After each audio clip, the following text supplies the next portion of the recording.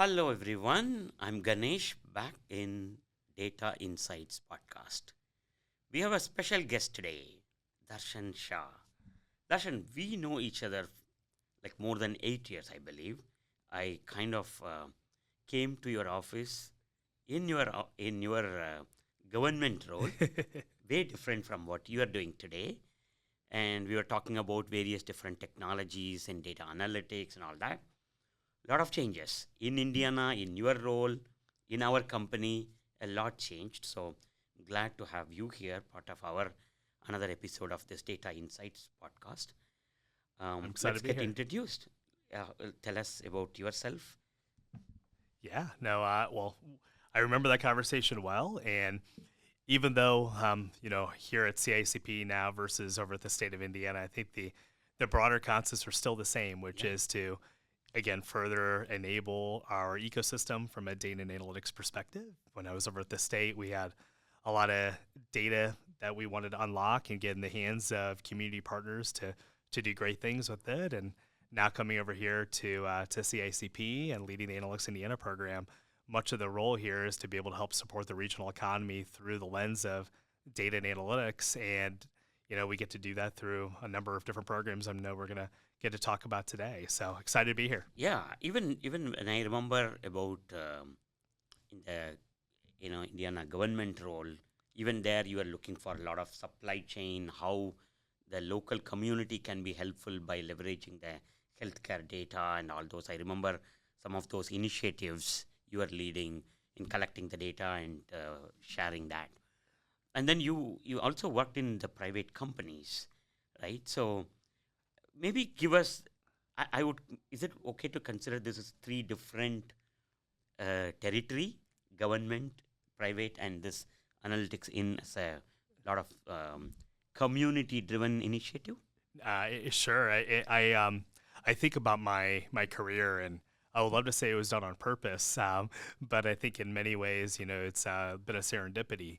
But I undergrad out of Purdue, Yeah. computer engineering, went to Lilly and worked at pharmaceuticals for a number of years. When received an MBA from the Kelly School down in Bloomington. Then I Nice. worked in large consulting over at Deloitte. Then went into this startup kind of universe, kind of with healthcare, with an organization called Our Health, which is now called Marathon Health. Mm-hmm. Before taking the role over in state government, and when I kind of joke that coming into this role at CACP, it's almost like a capstone project. Sure. Like when you're in university, where we work closely with our pharmaceutical partners. We it's a in many ways it's a large consulting type of engagement, bringing together these different parties. We get the opportunity to work with small to medium sized enterprises, and the startup kind of experience certainly connects with that. And certainly when it comes to government, they have a large play when it comes to a number of aspects of economic development around the community. So, in many ways, the my former role seemed to have coincidentally brought me to where I am today, and I'm excited to have the opportunity to lead this wonderful program called Analytics Indiana. So the Analytics Indiana, maybe before diving into deeper into that, Sure. can you give us a little bit about overall where this come, what's goal, and then what's the scope, right? Absolutely. CACP and dive down from the top. Sure. So, for those of you not familiar, CICP is the Central Indiana Corporate Partnership. Our focus as an organization writ large um, is to support the regional economy and by extension the Yeah. broader state's economy, realizing by growing the economy, we're able to lift all ships. Our organization is member driven, and there we have 65 members, majority of which are the leaders of major industry, the leaders of major university, Yeah. and the leaders of major philanthropy in our community. So from an Analytics Indiana I standpoint, think, yeah, oh, please. it's a great initiative. We've been Conversite as part of that group for almost for like 2 years now. Especially like when we go every month when we are in one of these corporates.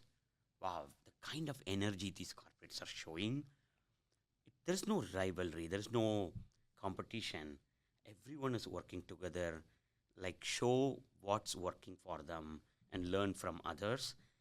Like 65, business leaders from these different companies, from Lilly to Cummins to Toyota's, um, showcasing their facility, and it's a great initiative. And then even when some of the CXOs I met during this conversation, I think everyone want to learn what's happening in this digital world, what's happening, how, it's not like one or two companies becoming great in digital is enough. Like we need to have a collective feel. That's a great initiative. I think so now that's maybe generic. Now you are taking that one level, double click on analytics now. Sure. So tell us more about analytics, Indiana. Happy to do so. And maybe just kind of briefly on the CICP piece, we just celebrated our 25th anniversary. 25th, wow. Which is an amazing feat. And when you consider, an entity like this doesn't exist in a lot of other places around the country where folks come together to be able to handle some of these common challenges. Very much to your point around, there are certain areas that are going to be competitive in nature. Yeah. But the areas that we focus on are very much around the areas that are more common in nature, which are going to lift all ships and be able to support the broader economy. But to your point, the Analytics Indiana program is very much a double click when it comes to the data and analytics kind of component. Sure. And if I say it in the most kind of the broadest and 50,000 foot level, our charge is to be able to help support the capabilities of the state of Indiana when it comes to data and analytics. And thereby supporting the credibility of the state of Indiana when it comes to data analytics. So we want to drive talent to Indiana. We want to improve the capabilities. We want to build assets to help, connect and create collaborations between disparate parties, realizing that the sum of these organizations is often going to be larger than what any individual organization can do separately. And so we have a number of different pillars that are trying to attack some of these different areas. So is it like an analytics lab, kind of an incubator type, where the corporates can come and do some innovative ideas and deliver work with your team? So it's not so much an incubator role per se, but I would say it's more of it's a network. It's a collaborative kind of engine to be able to help connect industry related use cases, with our experts, in our community, predominantly at our universities. I'm realizing that if we can connect our universities and our industry partners, that also allows for talent flow to occur, to be able to help the students of tomorrow get the skills they need, allow faculty to be attracted to come to Indiana, to bring the leading minds in these spaces to Indiana, be able to drive the next level research that's going to be important to our faculty, which oftentimes also has this wonderful impact and benefit to our industry colleagues as well. So the goal here is to build that ecosystem, through each of those components. Got it. So do you now have an industry focus now, given your background with healthcare and life science? Sure. So is there a little bit more? Because also we are, when I think about Indiana, obviously we all know that a lot of logistics, distribution, manufacturing, that's there. Sure. There's a lot of life science and pharma focus as well.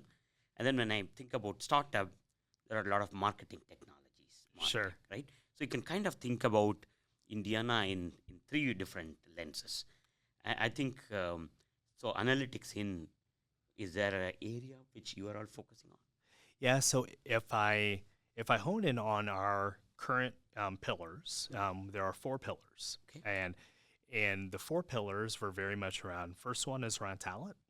And analytics talent. Data and analytics talent, very much with the kind of back to the university connectivity, being able to work with our 3 major R1 universities.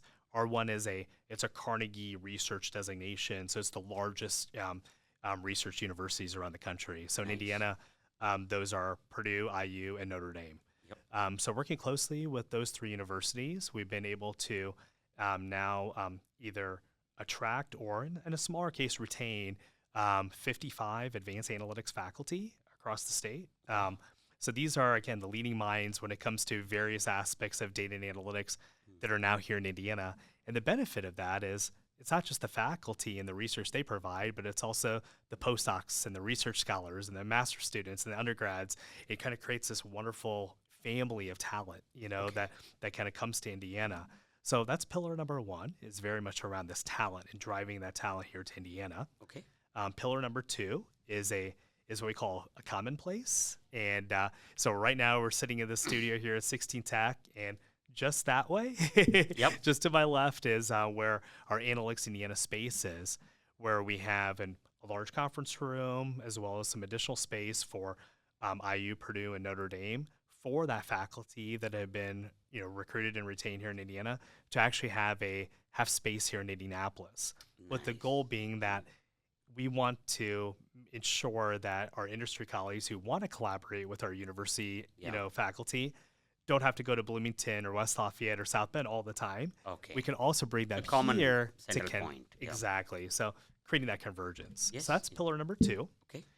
Pillar number three is around building a number of key data assets. Okay. Realizing that just like we want to create a physical converging point, if we can create a common digital asset, digital asset. now you're creating a digital asset, a digital commonplace. Okay. And in particular there, we've been embarking quite a bit on a clinical genomic data asset. Okay. So working closely with the IU School of Medicine and IU Health and Lilly Company, as well as the Indiana Health Information Exchange and others to build this large clinical genomic data asset for the purposes of research, discovery, clinical trials, et cetera. And then the last thing I'll mention is pillar number four, which is around diverse projects. Okay. And that's really where we're really trying to facilitate this one-to-one kind of matchmaking between faculty who have students who need to learn, who have research they want to drive, and companies who have an area of interest that could Okay. be benefiting to them. So by being able to kind of create those converging points, we're able to kind of, again, create these win-win opportunities, for the state of Indiana. Great. So now maybe a follow-up question on your Please. third initiative, which is Uh-huh. the data asset. I think, the industry obviously looking for, when we are working with some companies, step one, obviously consume their internal data, Sure. and you get certain level of, intelligence there. Then beyond that, if you want to become a little bit more, you need the industry data.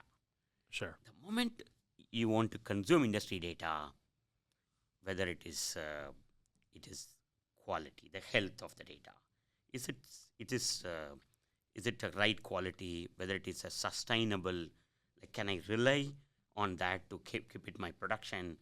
Like, who's providing this? I can't just Google and get that information. Sure. So the industry digital assets, common digital assets across the industry is becoming very, very critical. Though there are a lot of companies providing for specific industries. For example, in retail, there is a company provide all the price points, and then there is an automotive. Across the dealers, there is a company collect all that. But when it comes to healthcare and all that, obviously the healthcare and life science data is a lot more secured, Sure. so it's less shared. So maybe if you could double click on that, on how's that going, what is that you are providing, and who can consume that data? I appreciate you asking that question. It's where we are today with the life sciences health data asset is we're working closely with the IU School of Medicine and specifically the Indiana Biobank within the School of Medicine.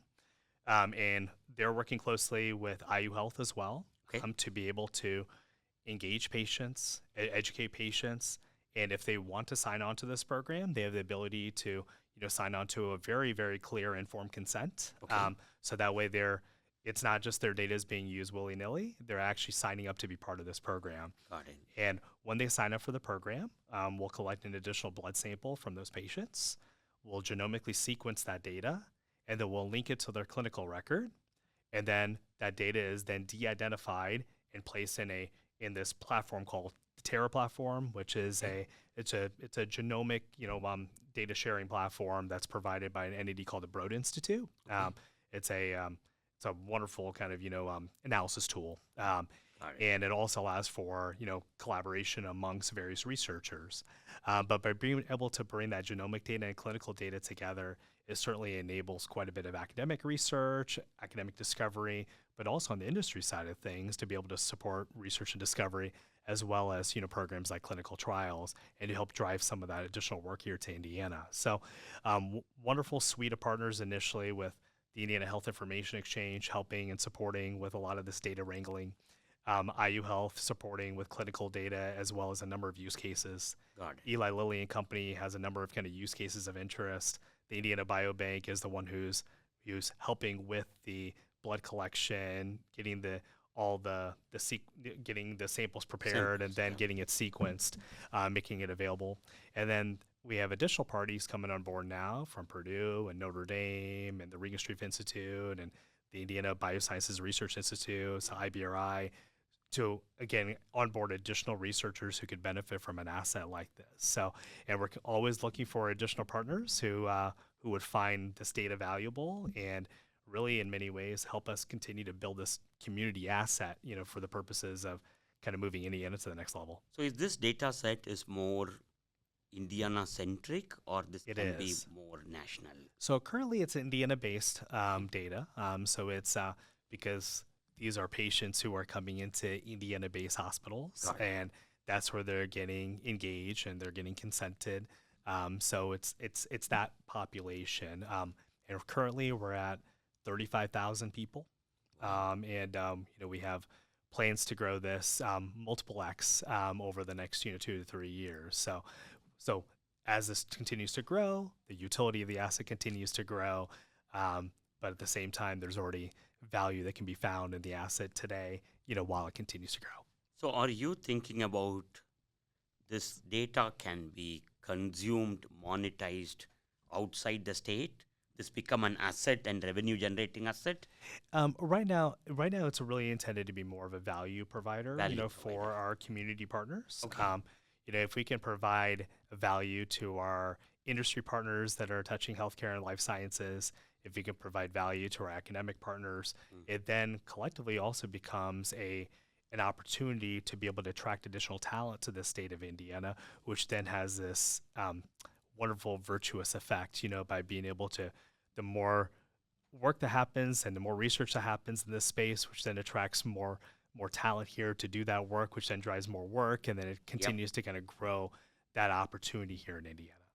So little bit technical on that. Are you providing this in a cloud, in a kind of a data lake type, or you also have a platform to explore, consume that data in the platform? Technically, what's that? Yeah, so the Terra platform, which is where this data is being housed and made available for this research, is it's provided, as I mentioned, by the Broad Institute, which is a collaboration between Harvard and MIT. Okay. And So it's a platform itself. it's a cloud solution. Okay. And it's predominantly on Microsoft Azure. Okay. So that's the back end. And of course, there's been quite a bit of development that's been placed on top of it. But most importantly, there's a lot of genomic related analysis tools that are already provided on this shared platform, which then allows for a researcher to be able to do individual research. If there's 3 researchers that want to collaborate together in a single shared workspace, they have the ability to do that. But it's also, the data is provided in the cloud, so we're not making a whole bunch of different copies of the data for the analysis to occur. Nice. So now, this is one of many such initiatives. Now double click on the 4th initiative, the corporate projects. Sure. So this is again for the Indiana corporations who are really looking for doing something new in analytics. So give us some examples, like, we have seen, you have seen the industry from, creating reports, thousands of reports. Now we are all working like Conversite working on, can you talk to the data? Like just have a conversation with the data, generate AI. So give us a couple of examples of projects. What are they looking to innovate with you in the corporates?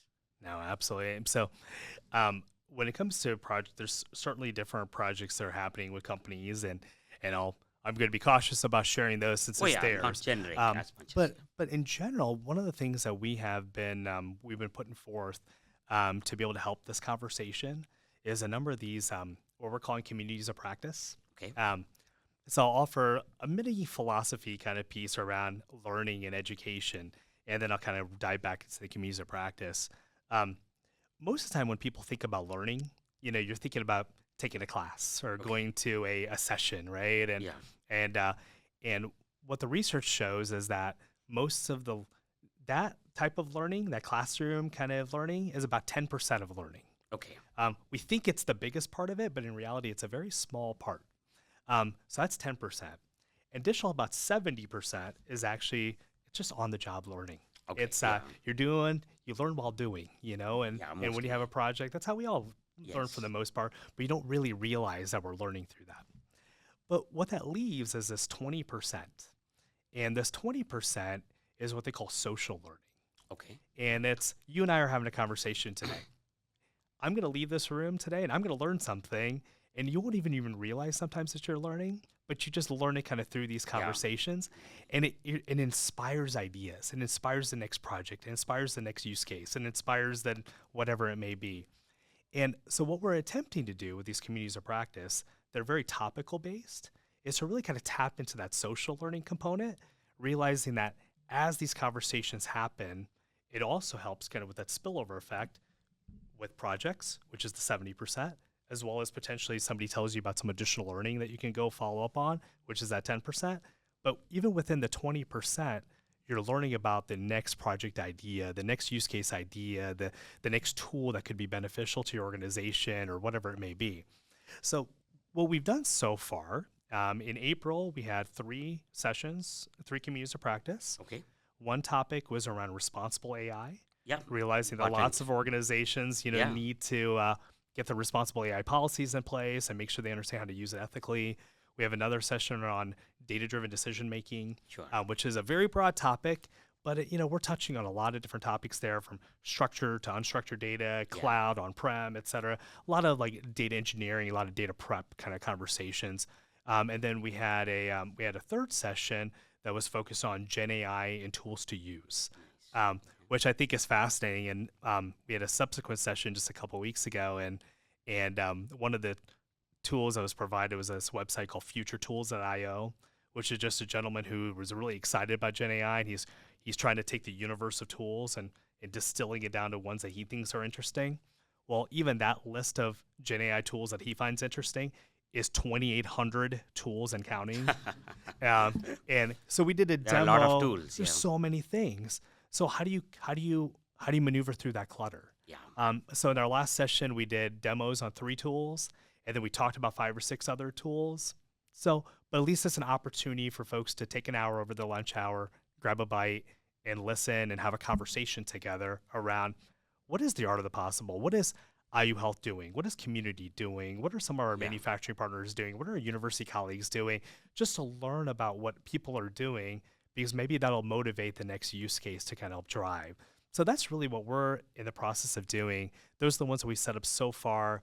We have subsequent sessions coming up around data visualization. Nice. We have another one, AI and upskilling. Our initial sessions next month with Ivy Tech, talking about their upskilling programs. And there's a lot of great upskilling programs that are happening across our university. So we want to share those with everybody. Nice. So that way people can tap in and understand, where can I send my employees for 4 hours of training, or 4 days of training, or 4 months of training, and what does that flavor look like? Our colleagues over at Ascend Indiana are going to be helping us facilitate some sessions around AI and just pure talent. Okay. Like, how do I recruit? What kinds of roles, job descriptions? What does the supply and demand look like in the state of Indiana? So that's really kind of where our sweet spot is how do we set up these conversations? Okay. And I say conversations, they're not webinars, they're not training. What they are is, maybe we'll do like about 10 minutes of presentation at the beginning just to get the juices flowing. But after that, we expect folks that come to these communities of practice to come with their learnings, come with their questions, and literally just have a conversation like you and I are having today to learn from each other. Very nice, very nice. So now, are you following up with a pilot type of projects? We do have a handful of projects that are happening right now between our industry colleagues and our university colleagues, which Yeah. is really exciting. There's also some really interesting projects happening, where consulting partners are Yeah. working with industry partners and university partners and community partners, Yeah. and those are things just fundamentally can't happen, with Yeah. any of those individual organizations, and those are the ones that are really exciting. So yeah, we're staying very, very close with all these partners to be able to continue to highlight, the art of the possible, Yeah. and then ideally those results come right back into the communities of practice as those success stories, which then motivate the next set of use cases. This is awesome. Like I think now it's the companies are helping, getting a lot of support. Universities are getting a lot of support, and the talent. So you spoke about faculties. How about students? Any initiatives around to keep the bright and future talent here?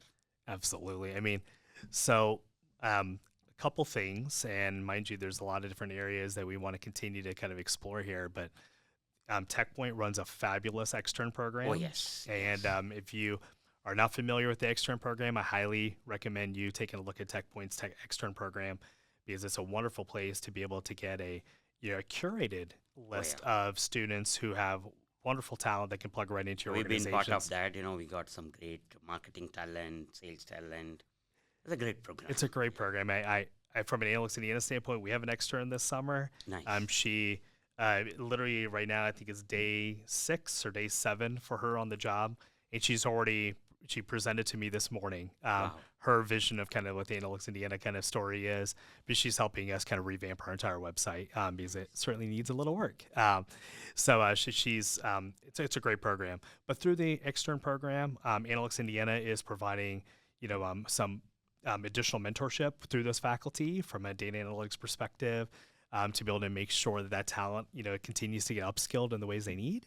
But also those externs are getting connected into our companies. Okay. Yeah. And the more they're connected into the companies, they see the art of the possible. And the numbers that TechPoint has around retention is through the roof. So that's one kind of example of how to kind of keep that talent here. The second one is just around these, projects that we're talking about between our industry colleagues and our faculty colleagues. The faculty are bringing students into each of these projects, and Okay. kind of back to the whole role around being able to share what the opportunity is to get them engaged with our companies, to understand kind of, again, what the art of the possible is, Yep. but also get that real life experience. That's what's going to create these relationships that are much more sticky, which then creates a little bit more of a natural connection for them to stay in Indiana. So those are some things that we're trying to work on. And then, of course, our colleagues over at Ascend Indiana, who are helping us very, very closely with understanding the supply and demand, and be able to create better pipelines of connectivity between the talent that's out there and the demand that we all know exists. Yeah, that is great. I think, especially, you don't need to go to the coast to learn something new, and it's not always possible, logistically possible to travel and do all these, and getting that kind of a learning locally here, and not only as you said, it's not just a webinar and podcast. It's rather it's actual face-to-face conversation. Sure. Talk about your problems and get inputs and suggestions, ideas from the other practitioners, not just a theory. I think that's a great initiative overall. We have Now- such a collaborative spirit in Indiana. Yeah. And I mean, you see that in everything that we do, in the Hoosier hospitality, the way we run our events. I mean, look at the swim trials right now and the number of people that are coming out for that type of work, and the volunteers are associated with that. We have that collaborative spirit, and that spills over into everything that we do. And this is an opportunity to tap into that collaborative spirit, to help each other, learn from each other, connect in these different parties, realizing that you don't always know where it's going to go, but you know it's going to go somewhere good. Yeah. So now, a little bit take it to broader. Now we have double clicked multiple times Sure. on that. Just bring it up from the industry perspective.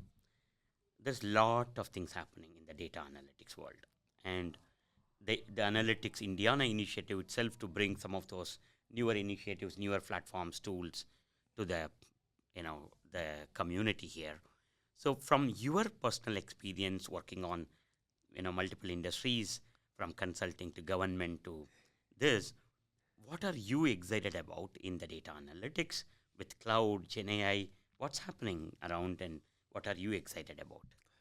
Oh, that's a tough question. And yeah, I think honestly, yeah, I'm most excited about learning from each other Okay. because I candidly have no idea where it's going, and I don't think anyone really does either. One of my colleagues from TechPoint, he was talking about during the NBA All Star Weekend. Uh-huh. There was a number of AI leads, here from OpenAI, from Microsoft, from others, and it was a fabulous session that he talks about, quite a bit. And those leaders who are in charge of this AI will tell you that they don't know where it's going. Yep. They don't know how fast it's going to go. They do believe, though, that we're going to get to general AI, and not to be confused with generative AI, And within 5 years, yeah. which is an amazing concept. But being able to be part of these communities of practice and setting up these conversations and hearing from folks in the community, I'm excited to be able to hear it, have that Yeah. front row seat around who is really pushing the envelope on some of these types of use cases, who are the ones that, for various reasons, whether it's organizational or regulatory reasons or whatever it may be, that they maybe have to go a little bit slower. But understanding kind of what that spectrum looks like is exciting to me. But but what I appreciate about these conversations is everyone's coming in with a full understanding and appreciation that no one has the answer. Yeah. Collectively, maybe we're able to triangulate into these things. We can piece some of this stuff together, but we all have to figure it out together, and we get to have those conversations to do that. So you have come from the industry where the data security matters a lot, Certainly. compliance matters a lot, healthcare, life science, government. I would argue data security matters regardless of the. But even though, but some industries are very, very critical. No, And especially like when you are handling patients' data, sure. sensitivity matters a lot, right? So now we are now talking about a lot of cloud and generative AI, like AI technologies where huge amount of data is needed to train and all that. Sure. So how is the industry taking the data security more closed box versus now everything is open, kind of? How's that coming along in your discussions? I can't say I'm having too many of those kind of direct conversations. That's where I look to folks like yourself, Ganesh, and all the other wonderful kind of third-party organizations out there who are truly helping our industry colleagues with some of these challenges. We also do have some really, really impressive cybersecurity types of assets across the state of Indiana. It blows my mind, actually, kind of going through this process around what that vast set of resources are. And my excitement comes down to how do we connect the folks at Sirius and Samani over at Purdue with what's happening with like Muscatatuck, with all the work from a cyber to the work that you guys are doing and others to be able to make sure that we are safeguarding those assets. Sure. Because fully, if we don't do the right defensive strategies around that kind of work, we can't ever do any of the offensive related work that folks want to do from a broader AI perspective. So, but it is very impressive to me to kind of see what's happening from a cyber perspective in the state of Indiana. Absolutely. So do you see now, now that cloud is here and security concerns are kind of taken care with a lot of governance and cyber security, do you see an increase in adoption for data analytics in general? I think there is a broad the level of interest, when it comes to data analytics that Gen AI has brought to the table is obviously is tremendous, right? I mean, and everyone's seeing it and feeling it and experiencing it. So, I think from that perspective, and what I'm thinking, and I always kind of bring it back to these communities of practice, because that's really where these conversations are happening. It's like I think about data visualization. When I was over at the state of Indiana with the MPH, and we had a number of folks who were just doing incredible data visualization through Tableau and Power BI Reports, and the rest of it, and they're beautiful. And the way this is evolving and the amount of that kind of work that is going to be, readily available or is going to be through a conversation. It's going to start providing some of these kinds of storytelling. It is tremendous to watch. So I'm excited to kind of just see where the future lies here. Realizing again, nobody really knows. Yeah, I think that's my experience as well. After seeing companies create thousands of reports, when we started Conversite in 2017 and named Conversite, and you can talk to the data. Sure. My initial, the feedback from some of the large companies, oh, I have Mike who's creating all my reports. You're right. Why do I need another tool? From that kind of a conversation to now, hey, why am I not able to answer the question? Sure. Why do we even need an analyst to ask a question? Sure. The AI should answer this. Like, wow, what a transformation from people's expectation. Certainly. Like expectation on, I'm good with my static reports and dashboard to the AI should just tell me everything. Sure. I'll give, connect my everything, all my data and tell me everything from the AI. Wow, what a transformation in AI. Completely. And one of the conversations that came up in the data-driven decision-making discussion most recently was just around kind of two parts of this.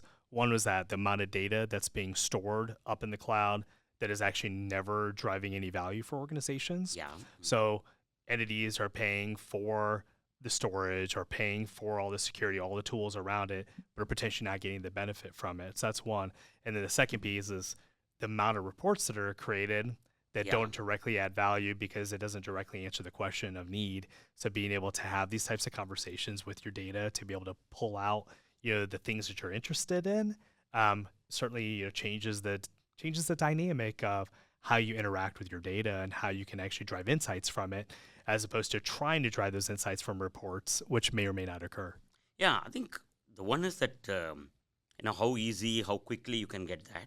The second is, from onboarding or creating a new data project, for example, right? So I remember doing data analytics projects for 1 year. Go collect all the data, create a data warehouse, data mart, Sure. create all those reports. End of year, you get a good sales analytics, finance analytics. But today you can do that in like a month, like 2 months, 100%. weeks and 2 months, right? The speed in which the delivery happens is tremendous, right? The AI is augmenting in every step, from collecting the data to analyze to apply science to visualize. Wow, amazing transformations. Totally agree with you.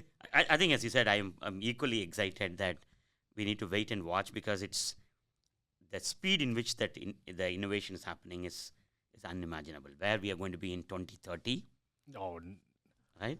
I'm curious right now. We're going to be in 2026. Yeah. I mean, it's like 2 years from now. It's going to be night and day.